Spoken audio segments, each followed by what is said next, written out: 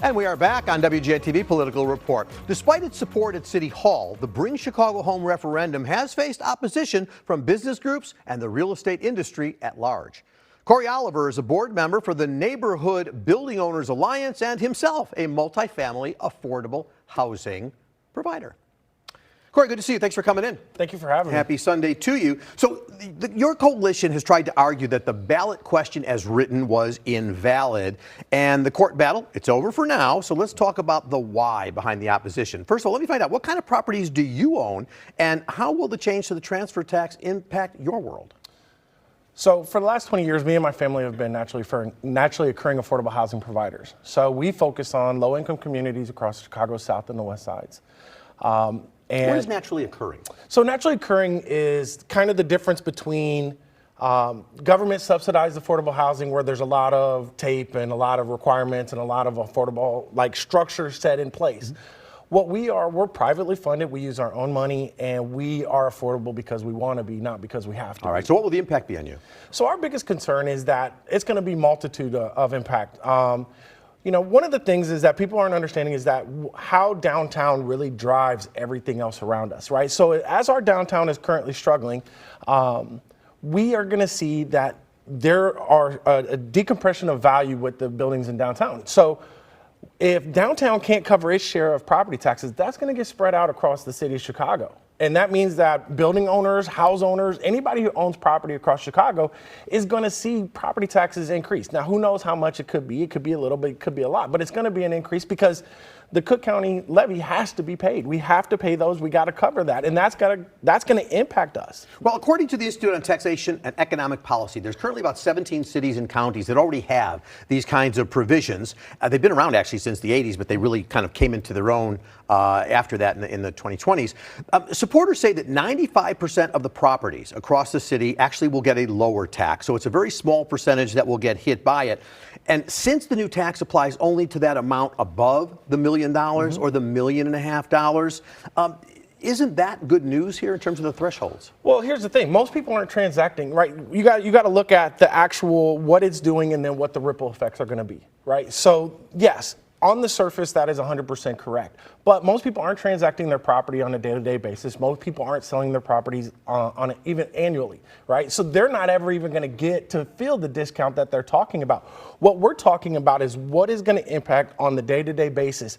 And when we're looking at how this is going, the day-to-day impact is what we're worried about, right? So even if I don't transact my building and I don't have to pay the additional transfer tax, the impact of it, because there's going to be other people. And that's why I said, connecting to what actually is going on in the city is really what is going to be important. So the transfer tax in itself is the rock hitting the water, really. That part is fine, but it's really everything else that happens after that, right? Well, let me ask you kind of a core question, because look, there's a lot of people that say, look, if somebody can afford a big expensive building, or maybe like your family buying several buildings, don't people who are in that situation have a community responsibility to help those who are homeless or need that assistance? I mean, that's an argument you hear, so here's your chance to respond. Doing, right? So we're not ultra wealthy. Like my family is. My dad is a founding executive director of Streetwise. We come from the nonprofit sector. We don't come, I grew up, when I was a kid, I was on welfare. My mom was on welfare. She's a teacher, right? We come from the low income background.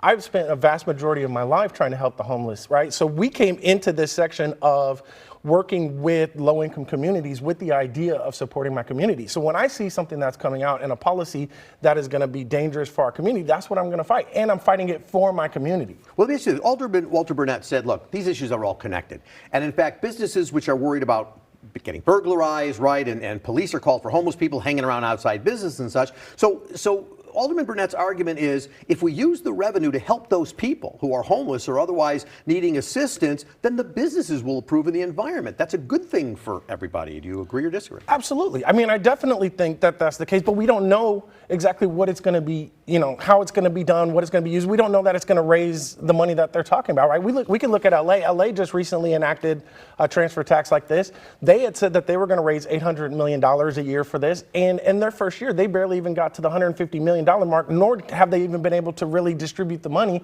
because of all the issues that have come with it, right? So, I mean, I think when we look at this thing holistically outside of the vacuum and we look at all the market conditions that are going on that are impacting the real estate world right now, we got to sit here and say, does the benefit outweigh what could potentially happen, right? Nobody from what I've heard is actually talking about unintended consequences of the bill. Well, one of the consequences some are suggesting are that rents are going to go up as a result of this. I've seen op-eds in that direction. Is that true? How will the passage of this provision increase rents on people? Well, in order to truly understand that, you got to kind of look at this thing as a multifaceted thing, right? So when a property owner and an operator is looking at an investment, it is from an in and out perspective, right? So if I currently own a property, and when I'm looking at the fees and the cost that it's going to take for me to get out of the property, right?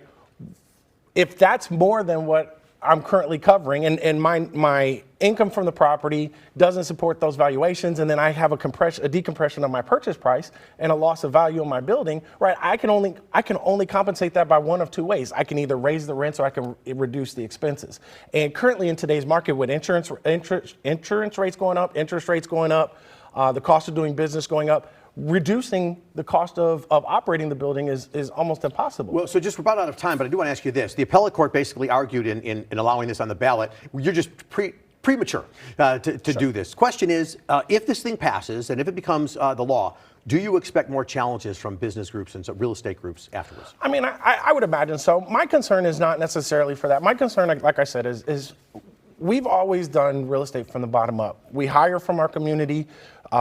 We work from our community. And so whether that happens or not, my goal is that people are making educated decisions and they understand like there are detrimental impacts from this policy. And that's what we're trying to do, get people educated on it. Thank Absolutely. you for coming in. I appreciate it very much. And coming up next inside the Republican race for the 12th congressional district, and why are there so few competitive races this election season? We'll tell you more about it when we come back.